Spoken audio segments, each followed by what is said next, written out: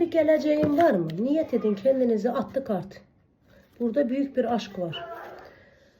Zorlukların üstesinden gelmiş bir aşk, gördünüz mü? Niyet edin kendinizi, karşı tarafı unutmayın ki genel bakımda herkes de kendisini elbette ki göstermemesi normaldir. Arkadaşlar siz Hristiyan büyücüsünün sayfasındasınız. Yahudi, Rus, Şaman, Gürcü. Benim esas işlerim Yahudi büyüleri, Hristiyan büyüleri yapmaktır. Bir insanın ömrünün sonuna kadar cinselliğini, beynini, kalbini size bağlamak, köpe etmek. Boşandırma, nefret ettirme, alkol, esrar temizlemeleri, birini birinden uzaklaştırma, birinin borcu varsa geri vermesi ya da sizin borcunuz varsa borçlarınızdan kurtulma, iş yollarının açılması, mahkeme kazanmaları, arkadaşlar hapis cezasının kısaltılması ama bakır kime, ben her zaman söylüyorum, ona dikkat edin lütfen. Hastalık tedavileri, aklınıza gelecek bütün hastalık tedavileri, para kanallarının temizlenmesi.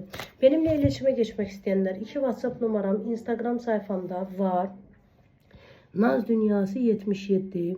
Sayfamdaki insan sayısını görüyor musunuz? Videoların sayısını görüyor musunuz? Numaralarım buradan var. Fiyatlarım da bak, bu resme bastığınızda fiyatlarım çıkıyor. Oradan da iletişime geçebilirsiniz. Geçelim arkadaşlar açılıma. Bu şahsen sizin adınıza açılmıyor. Genel bir açılımdı. Bir bakalım. Bakın bu adamla bir geleceğim var mı? Adamın maddi durumu iyidir.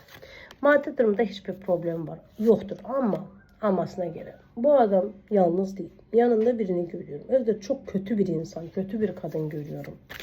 Demiyorlar ki o adamın kötü şansıdır bu kadın. İhtimalen eşi olacak. Eşi diyende bir başka kadındır. Bu birisiz nedir? Eşi değil.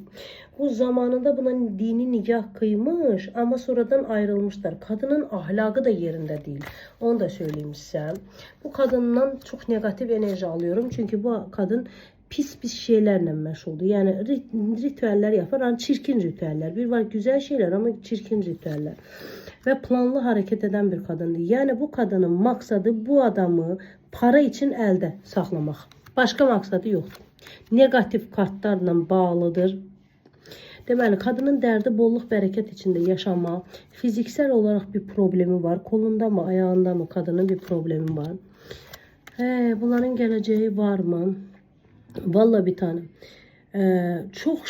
Çok adalet kaybetmiş bir adamdır. Yani nasıl anlatayım size? Bu adamın problemleri budur ki adamın kısmeti yoktur. Nereye elini sürerse, mesela diyelim ki güzel bir şey kazanmış. Hayatında güzel şey var. İnsanlar onu kötü görüyorlar. Anladın?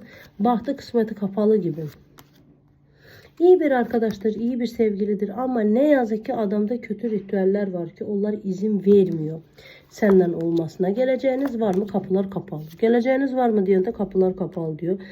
Ailesini seven bir insandı. Mesela ailesi olarsa çok sahip çıkan bir erkektir. Budur. Erkeğiniz budur. Dikkatli bakın. İsmindeki harfleri söylüyorum size. Y, Z, A, R. İlişki bitmiştir hep tanım. Sen bu adamı kaldıramazsın, gezdiremezsin, belinde taşıyamazsın. Adamı gene temizleyip koruma koyasın ki ondan sonra adamdan belki gelecek düşünebilirsin. Üstünde çok negatif enerji var, sana da geçme ihtimali büyüktür. Alın kabul edin.